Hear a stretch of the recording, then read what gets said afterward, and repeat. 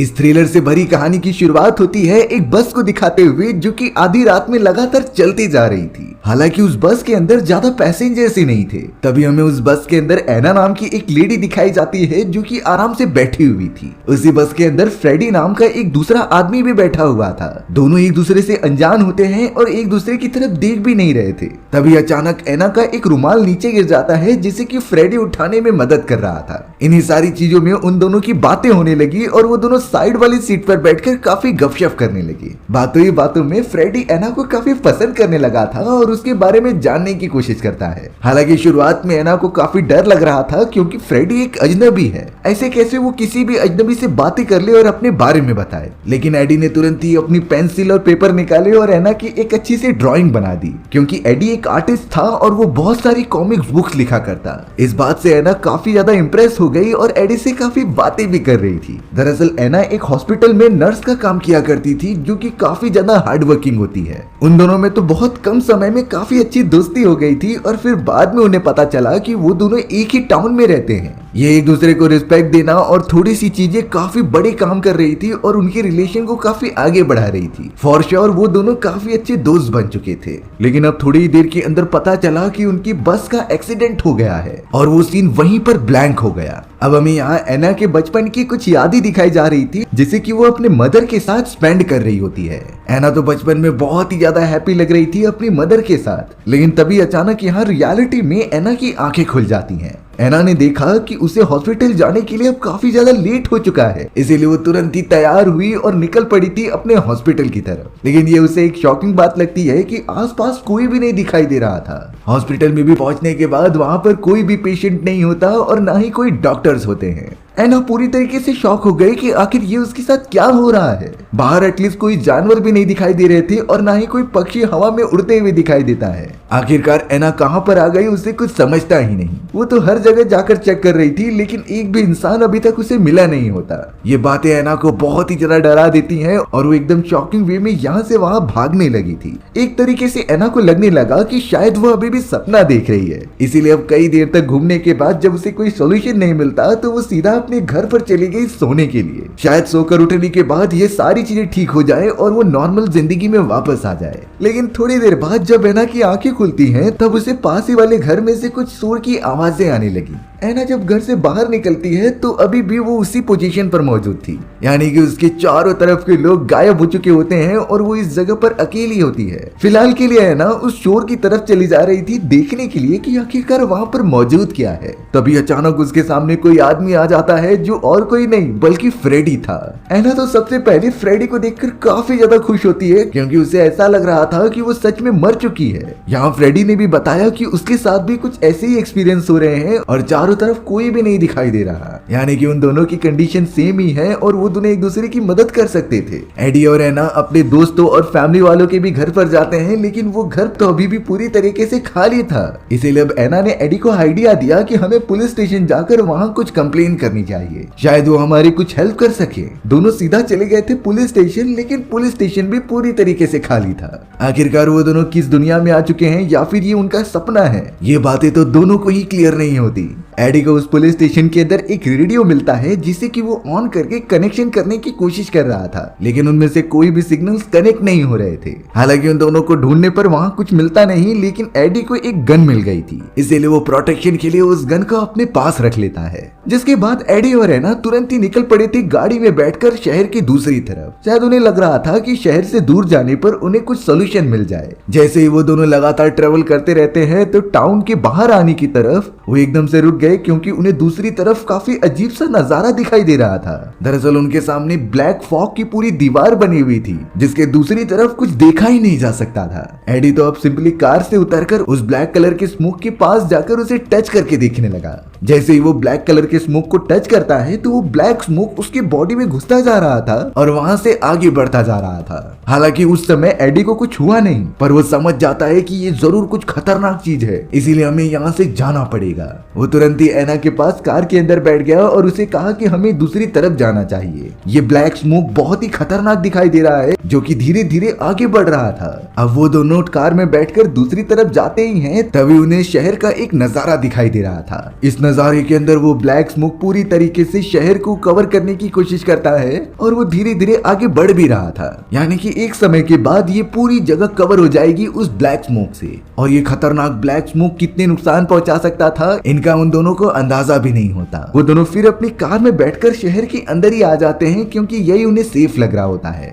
एना अब एडी को तुरंत ही कार रोकने के लिए कहती है क्योंकि उसे एक रेस्टोरेंट दिखाई दिया था जिसे कि वो बहुत ही अच्छी तरीके से जाना करती थी। एना तो अब तुरंत ही एडी के साथ उस रेस्टोरेंट के अंदर आ जाती है। तभी उसे वहाँ पर कई सारे लोग बैठे हुए दिखाई दिए थे जो आराम से मजे कर रहे होते हैं। एना जब उन सभी लोगों के पास गई तब पता चला कि वो सभी तो एना को देख ही नहीं सकते। ये चीजें एना को नहीं समझ रही थी कि आखिर ये क्या हो रहा है। एना जब उस रेस्टोरेंट को अच्छे से नोटिस करती है तब जाकर उसे रियलाइज हुआ कि ये तो वही रेस्टोरेंट है जहाँ पर बचपन में उसकी मदर उसे यहाँ पर लिख कराया करती थी। वहीं अब एडी को दिखाया जाता है जो बाहर की तरफ उन गुजर रहे लोगों से मदद मांगने की कोशिश कर रहा था, लेकिन इन सारी चीजों में उसे कोई नोटिस ही नहीं करता, जैसे कि वो एग्जिस्ट करता ही नहीं। अब यहाँ रास्ते में चलते समय एडी को एक कार्निवल का पेपर मिलता है जिसे कि उसने एक इंफॉर्मेशन के तौर पर अपने पास रख लिया था। यहाँ एना जब रेस्टोरेंट के अंदर घूमते रहती है तभी उसे अपना छोटा वर्जन दिखाई दिया जो कि अपनी मदर के साथ बैठा हुआ होता है। यानी कि इसका मतलब ये था कि एना अपने बचपन के विजन्स में पहुंच चुकी है जब वो इस रेस्टोरेंट में आया करती थी।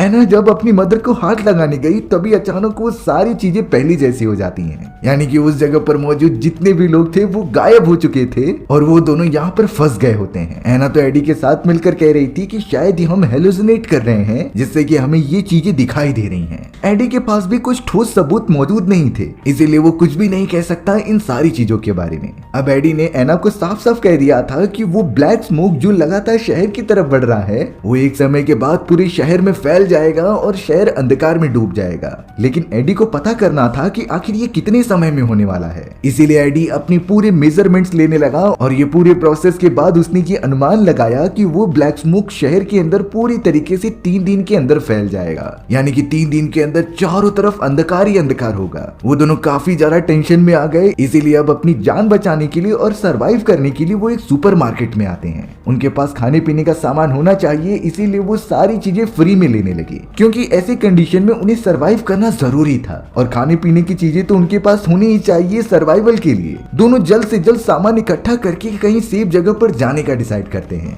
लेकिन यहाँ एना के दिमाग में बार बार एक सवाल घूम रहा था कि आखिरकार वो दोनों मर तो नहीं गए। तभी उन्हें ये सारी चीजें विजन्स के तौर पर दिखाई दे रही हैं। हालांकि एडी ये सारी चीजों को मना करते हुए कहता है कि मैंने भी शुरुआत में ये सोचने की कोशिश की थी, लेकिन ऐसा नहीं हो सकता क्योंकि मरने के बाद हमें अपने पुरानी जिंदगी की कुछ भी यादें याद नहीं रहती और यहाँ तो हमें सब कुछ याद है, इसका मतलब हम मरे नहीं है अभी तक। उन दोनों के बीच में डिस्कशन चालू रहता है। तभी एना को याद आया उसके हॉस्पिटल की एक बहुत ही इंपॉर्टेंट बात। वो तो सीधा एडी को लेकर तुरंत ही चल पड़ती है हॉस्पिटल के अंदर, जहाँ उसे रिकॉर्डिंग एरिया में एक डॉक्टर की रिकॉर्डिंग सुनाई दी थी। उस रिकॉर्डिंग को प्ले करने के बाद उसमें से डॉक्टर की आवाज आती है कि इन दोनों पेशेंट्स के पास बहुत ही कम समय बचा हुआ है और 3 दिन तक ये लोग जिंदा रहेंगे, जिसके बाद इनका लाइफ सपोर्ट सिस्टम बंद कर दिया जाएगा। हालांकि ये बात थोड़ी सी ट्रिकी होती है, लेकिन एना और एडी समझ गए थे कि ये सारी चीजें हमारे बारे में की जा रही हैं। तब जाकर एक डार्क रियलिटी रिवील हुई। दरअसल लास्ट टाइम उस बस दुर्घटना के कारण एना और एडी की बहुत ही बुरी तरीके से एक्सीडेंट हो गया था, जिसकी वजह से वो दोनों अब कोमा में पहुंच चुके हैं और जल्द से जल्द 3 दिन के अंदर मरने वाले हैं। ये सारी चीजें जो वो दोनों एक्सपीरियंस कर रहे थे वो उनके दिमाग में यानी कि सबकॉन्शियस माइंड में हो रहा था। एडी को ये बातें कंफर्म करनी थी, इसीलिए वो अपना हार्ट चेक करता है क्योंकि कोमा के अंदर किसी भी इंसान का हार्ट बीट एकदम कम हो जाता था और दिल का धड़कना एकदम नेग्लेजिबल होता था। ये सारी रिपोर्ट चेक करने पर एडी का शक दूर हो गया, यानी कि वो रियलिटी में कोमा में पहुंच चुके हैं और 3 दिन के अंदर वो दोनों पूरी तरीके से मर भी जाएंगे।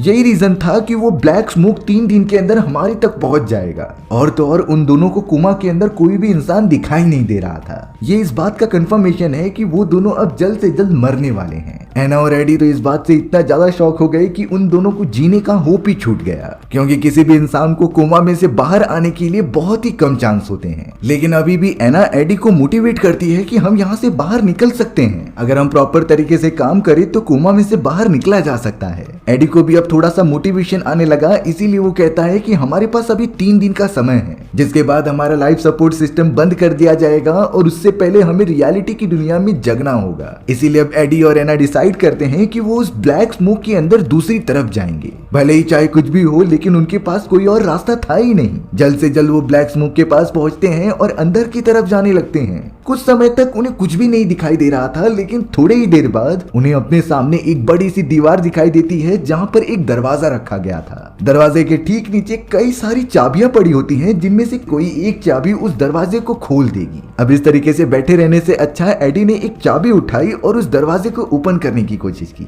हालांकि उससे दरवाजा ओपन नहीं होता क्योंकि उसने गलत चाबी चूज की थी। तभी अचानक एना ने एडी को शो कराया वहां पर मौजूद एक बहुत ही एंशिएंट पत्थर को, जिसके ऊपर पूरी तरीके से जंजीर बांधी गई थी। वो दोनों इसे समझ नहीं पा रहे थे कि आखिर ये पत्थर यहाँ पर क्यों रखा गया है। जैसे ही वो दोनों उसे टच करने गए, तभी अचानक पीछे से किसी के चिल्लाने की आवाज आती है। ये किसी इंसान की नहीं बल्कि किसी खतरनाक क्रिएचर की थी, जो धीरे धीरे उनके करीब आता जा रहा था। एना और एडी इस बात से बहुत ज्यादा डर जाते हैं और तुरंत ही उस ब्लैक स्मोक में से बाहर की तरफ भागते हैं। वो दोनों तो कार में बैठकर वहां से दूर जाने ही लगे थे, तभी अचानक वही खतरनाक क्रिएचर ब्लैक स्मोक में से बाहर निकलता है और जंजीर की मदद से उनके कार को रोकने की कोशिश करता है। क्योंकि उस क्रिएचर को बांध कर रखा गया था, इसीलिए वो पूरी तरीके से सामने नहीं आ पाता। एडी बहुत ही तेजी से गाड़ी भगाता है और वहां से दूर निकल जाता है। फिलहाल के लिए वो दोनों उस क्रिएचर से तो बच गए थे, इसीलिए सीधा वहां से निकलते हुए वो एक स्टोर के अंदर आ गए जहां वो अपने रिसोर्सेज जमा करने लगे। एना तो अब एडी से एक बात शेयर करती है कि शायद ये सारी चीजें हमारी सोच से बन रही हैं। हम जिस तरीके से थिंक करते हैं, हम जिस तरीके से थॉट लाते हैं, उसी हिसाब से इस दुनिया में चीजें बनती जा रही थी। जैसे कि उसने कहा था कि इस जगह से बाहर निकलने का कोई तो दरवाजा होगा ही, और वो दरवाजा उन्हें आखिरकार मिल ही गया ब्लैक स्मोक के अंदर। पर एडी फिलहाल के लिए इन चीजों पर बिल्कुल ध्यान नहीं देता और सामान इकट्ठा करने के लिए बैठ जाता है।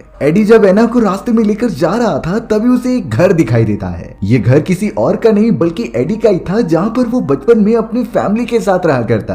वो घर पहले से बहुत ही ज्यादा अच्छा दिख रहा होता है, इसीलिए वो तुरंत ही उसके अंदर भागते हुए चला गया। एडी और एना ने यहाँ पर विजन्स देखना स्टार्ट कर दिया, जहाँ पर हम छोटे एडी को देखते हैं। तभी अचानक उसके फादर आ चुके थे और छोटे एडी से कहते हैं कि हम कार्निवल में जरूर जाएंगे। यानी कि कार्निवल का जो पेपर एडी को मिला होता है वो इसी से रिलेटेड था। अब यहाँ एडी और एना को पता था कि 2 दिन का समय ही बाकी है, इसीलिए एडी तुरंत ही एना को एक नाव पर बिठा लेता है और पानी के रास्ते से बाहर जाने की कोशिश करता है। लेकिन थोड़ी देर में उन्हें रियलाइज हो जाता है कि यहाँ से बाहर निकलने का रास्ता है ही नहीं। चारों तरफ वो ब्लैक फॉग मौजूद थी और अब तो वहाँ पर वो खतरनाक राक्षस भी मौजूद होता है, जो कि ब्लैक फॉग में जाने पर उनके ऊपर जरूर हमला करेगा। इसीलिए वो दोनों एकदम निराश होकर घर के अंदर आकर बैठ जाते हैं और अपनी मौत का इंतजार करते हैं। एडी और एना एकदम से होप हार चुके थे, लेकिन तभी एडी एना से कहता है कि हमें इस डिफिकल्ट सिचुएशन में भी साथ रहना चाहिए। साथ रहकर हम सारी चीजें ठीक कर सकते थे। एना को भी एडी की बात अच्छी लगती है, इसीलिए वो दोनों अपनी पुरानी बातें शेयर करने लगे।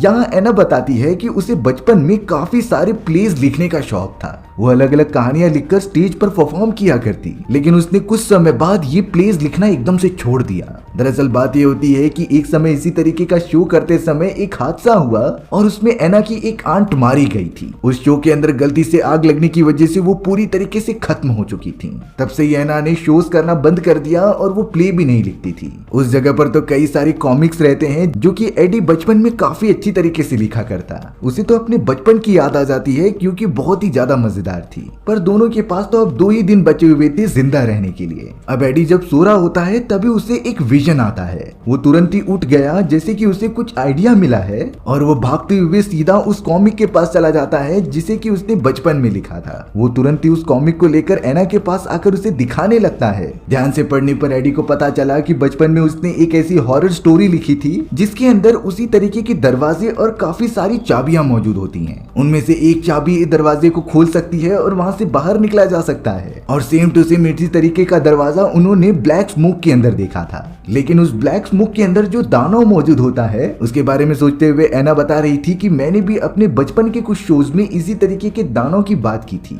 शायद ये दानव मेरी कहानी से आया है और वो दरवाजा तुम्हारी कहानी से। यानी कि कोमा में आने के बाद इन दोनों के बचपन के थॉट्स एक दूसरे से कंबाइन हो चुके हैं। और अब शायद एना और एडी को ये सारी चीजें मिलकर ही कंप्लीट करनी होगी और यहाँ से बाहर निकलना होगा, क्योंकि एक दिन के अंदर उनका लाइफ सपोर्ट सिस्टम बंद हो जाएगा और वो दोनों कोमा में फंसकर यहीं मारे जाएंगे। अब यहाँ एना और एडी को बार बार एक कार्निवल का याद आ रहा था, इसीलिए वो शहर में मौजूद उसी जगह पर चले गए थे। तभी वो नोटिस करते हैं कि उनके चारों तरफ बहुत सारे लोग मौजूद हैं, जो कि एक पूरी तरीके से थॉट था जो उनके दिमाग में चल रहा है। दरअसल ये उस समय का होता है जब एना और एडी छोटे हुआ करते थे और इस कार्निवल के अंदर उन दोनों के पेरेंट्स उसी समय उन दोनों को लेकर आए होते हैं, यानी कि छोटी एना और छोटा एडी इसी जगह पर साथ में मौजूद थे। हमें अब दिखाया गया कि एडी को कई सारे लोग परेशान कर रहे हैं और उसके दोस्त टॉर्चर भी करते थे, उसका मजाक भी उड़ाते थे कि वो भूतिया प्लेस पर नहीं जा सकता। लेकिन एडी ने तुरंत ही कहा कि मैं ये कर सकता हूँ, सिर्फ मुझे वहां जाने का रास्ता बताओ। इसीलिए एडी के सभी दोस्त उसे लेकर उस भूतिया जगह पर चले जाते हैं। दरअसल वो जगह कोई भूतिया नहीं थी, बल्कि वर्ल्ड वॉर के टाइम पर कई सारे घायल लोगों को उस जगह पर लाया जाता था। फिर भी वो दोस्त एडी के साथ मस्ती करने के लिए उस जगह पर चले गए। हमें उसी कार्निवल के अंदर छोटी एना भी दिखाई जाती है, जो कि अपनी आंट के साथ मजे करने आई थी और काफी सारे प्लेस खेल रही थी।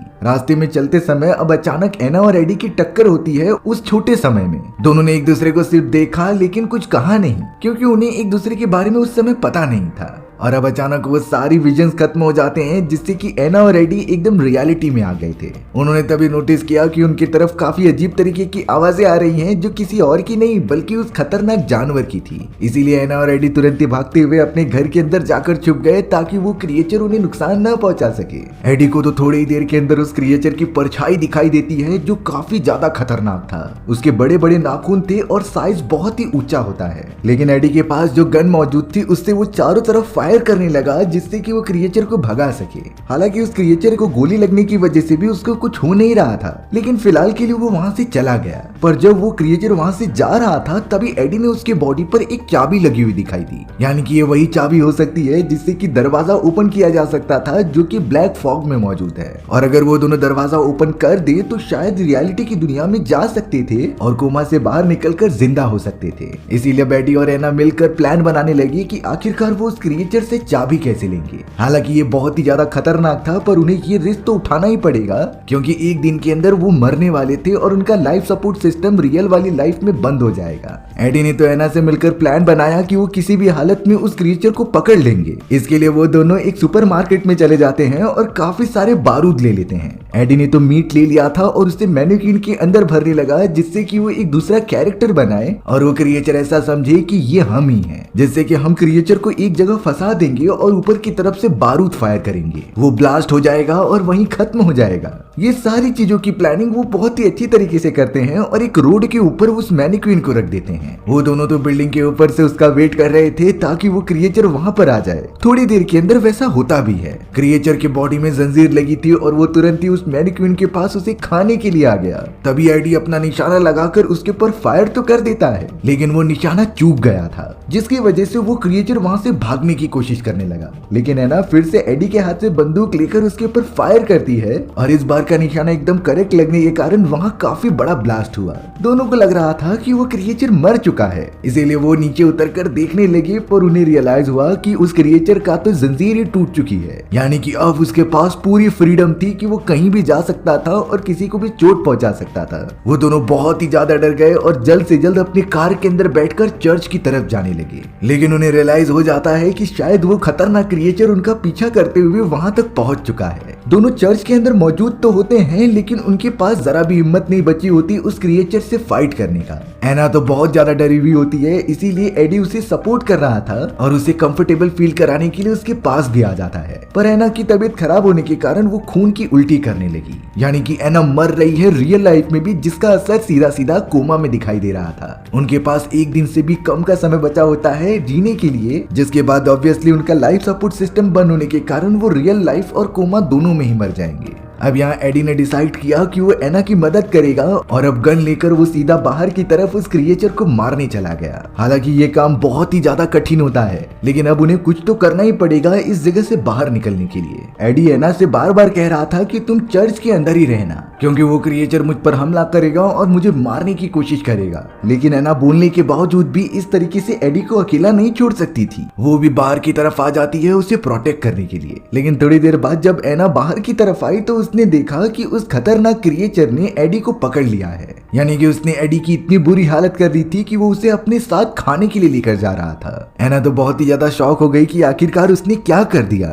उसकी वजह से एडी मारा गया क्योंकि वो अकेला था और मैं कमजोर थी, इसीलिए मेरी प्रोटेक्शन के लिए उसने अपनी जान कुर्बान कर दी। एना इस बात से बहुत ही ज्यादा डिप्रेशन में चली जाती है। लेकिन अब एना को अपने बचपन का एक विजन याद आने लगा, इसीलिए वो जल्द से जल्द अपने घर के अंदर जा रही होती है। उसी घर के अंदर हमें छोटी वाली एना दिखाई जाती है जो अपने आंट के साथ मौजूद थी और एक प्ले को परफॉर्म कर रही होती है। इस प्ले को कंप्लीट करने के लिए उसने चारों तरफ काफी सारे कैंडल्स भी जला कर रखे थे ताकि इस पूरे प्ले का अच्छी तरीके से वाइब आए और आंट उसे एंजॉय भी कर रही थी। एना तो बहुत ही अच्छी तरीके से परफॉर्म करती है और रियलिटी वाली बड़ी एना भी घर के अंदर घुस रही थी। लेकिन तभी हमें बाहर की तरफ दिखाया गया कि उस जगह पर वही बच्चे हैं जिसने कि छोटे वाले एडी को कहा था कि ये घर भूतिया है। वो और किसी की नहीं बल्कि एना के घर की बात कर रहे थे। बड़ी वाली एना अपनी इन सारी विजन्स को अच्छी तरीके से देख रही होती है कि वहाँ पर क्या हो रहा है। तभी अचानक छोटे एडी ने एक पत्थर उठाया और उसे एना के घर पर मार दिया। वो पत्थर सीधा खिड़की को तोड़ते हुए कैंडल पे जाकर गिर जाता है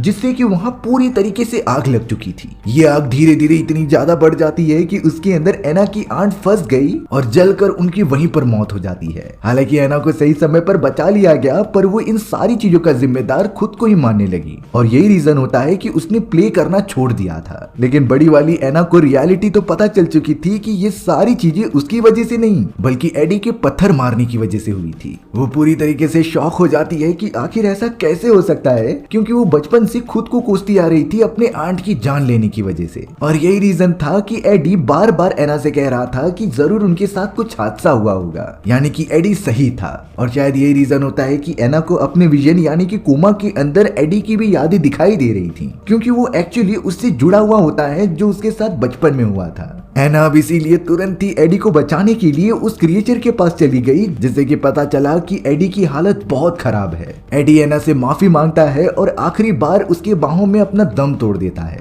अब यहाँ दिखाया गया कि एना के ठीक सामने वही खतरनाक क्रिएचर मौजूद है जो कि उसकी तरफ बढ़ रहा था उसे भी चोट पहुंचाने के लिए। लेकिन अब एना पता नहीं क्यों उस क्रिएचर से बिल्कुल भी नहीं डरती। दरअसल एक तरीके से ये क्रिएचर उसके गिल्ट और डर की वजह से बना हुआ था, क्योंकि उसके मन में था कि उसने ही अपने आंट की जान ली है। लेकिन एना को अब रियलिटी तो पता चल गई है, इसीलिए वो क्रिएचर से जरा भी नहीं डरती। वो क्रिएचर भी काफी ज्यादा गुस्सा होकर एना के ऊपर अटैक करने लगा और उसे चोट पहुंचा रहा होता है। लेकिन ये सारी चीजें एना के थॉट से बनी थी और अब थॉट के ऊपर कंट्रोल होने के कारण और मन में कोई भी गिल्ट ना होने के कारण एना उस क्रिएचर को बड़ी आसानी से मारने में कामयाब हो जाती है। उसने तो क्रिएचर को खत्म करके उसके गले में मौजूद वो चाबी निकाल ली और एडी को लेकर उस ब्लैक फॉग के अंदर मौजूद दरवाजे की तरफ चली गई। एना चाबी को दरवाजे के अंदर डालती है, लेकिन तभी भी कुछ हुआ नहीं था। तब जाकर एना को पता चला कि ये कोमा में वो एनी के साथ कनेक्टेड है, इसीलिए चाबी को उन दोनों को साथ में ही पकड़कर अंदर डालना होगा। एना ने फिर एडी का हाथ पकड़ के उस चाबी को अंदर डाला,